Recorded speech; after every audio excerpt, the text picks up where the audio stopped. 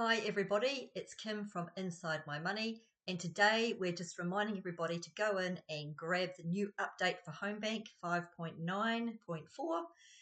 If I'm just going to show you around what's changed, and just a reminder, just have a look every sort of 5 months or so at the HomeBank site to make sure that you are grabbing the new updates. But when they do come out, I will do a video and show everybody what's changed. And there are some new features, and some of them are quite good. There's one that might just catch you out, so we'll jump in and have a look. So the first thing that I want to show you is in the actual accounts or in transactions.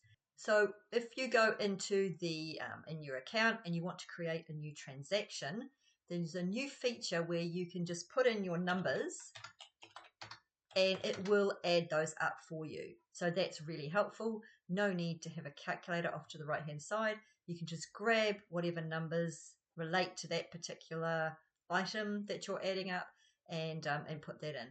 The next thing that they have updated is just some of these icons will have slightly changed.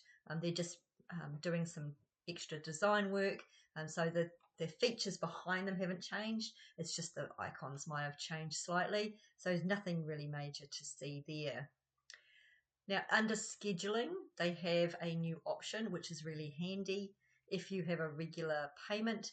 And say, for instance, for this one, instead of getting veggies every week, then maybe you've gone to every fortnight, but you're doing it on the second, say, Tuesday of every month is when you need to pay for those groceries. You've now got the option of choosing which one in the month, which day, the first, second, third, fourth, or last day of the month, and then the actual particular day. So that's quite a good feature, and that might make things slightly easier when you're trying to calculate which days that schedule falls on. So that's a great feature. Now here's one that might catch you out. It definitely caught me out, and that's a new thing called pending status. So you can see that I've got a couple of little hazard icons next to two accounts. Now if we go in and look at the credit card first, now you won't see it here. What we can do is if you look up the top there, it says 3 requires approval show, but I'm going to just go into the last month. Now, I've already reconciled the balance to the 28th of August for these clients. But what happened was a couple of transactions got missed. And so I would have put those in after I'd already reconciled for this. Now, I got the balance wrong or something happened and I've reconciled it, but I haven't actually made sure the balance was correct. And so now we've got a situation where we've got 3 transactions which haven't been approved, what's called approved. That's because they've gone in after I've already ticked and reconciled and locked the account. So what this is doing is it's just saying, well, hang on a minute, you've already finished this account. You're putting transactions in now that are going to affect that final balance. Because if we do this by balance, if I then go and approve these 3 transactions, it's going to make that balance, it's going to change what the balance will be.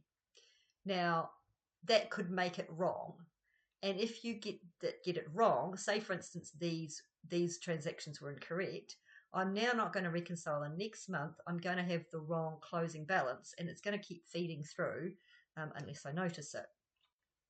So what it's doing is it's saying, well, these are now in pending status. And until you approve them, they're not going to really be part of the overall balance. So what we do is we just click on them, go right click, and we now have the option to approve or reject. If we approve them, then you see that that balance changed because it's now including those 3 transactions which weren't included before. So as long as that balance is correct, then those definitely needed to be approved. Otherwise, you could have rejected them because they might have been double ups, or you might have actually put something in June and it should have been put into another month. So yeah, so that's what that is. That's just called pending status. And it happens because you're trying to put something in that is being it's either 90 days old, it's older than 90 days from today, so June, like we just saw, or you've put it in after you have already said that you've reconciled and finished working in that account, and that balance should be correct. So again, here's another one, Life Pharmacy, and it says, well, hang on a minute, I'm not going to allow that into the balance until you approve it. So if we take note up here, the balance is 4463.33. When I approve it and say yes, that's actually correct, it changes to 4404.68. So that's just a little quirk.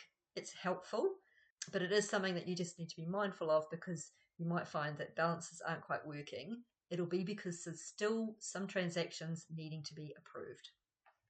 If you've got any questions about that, please let me know and I'll have another go at explaining it. But you should be able to figure it out once you're in there having a look. The final little change is in assignments. And just for people who are new to assignments, there is another video on it, so check that out.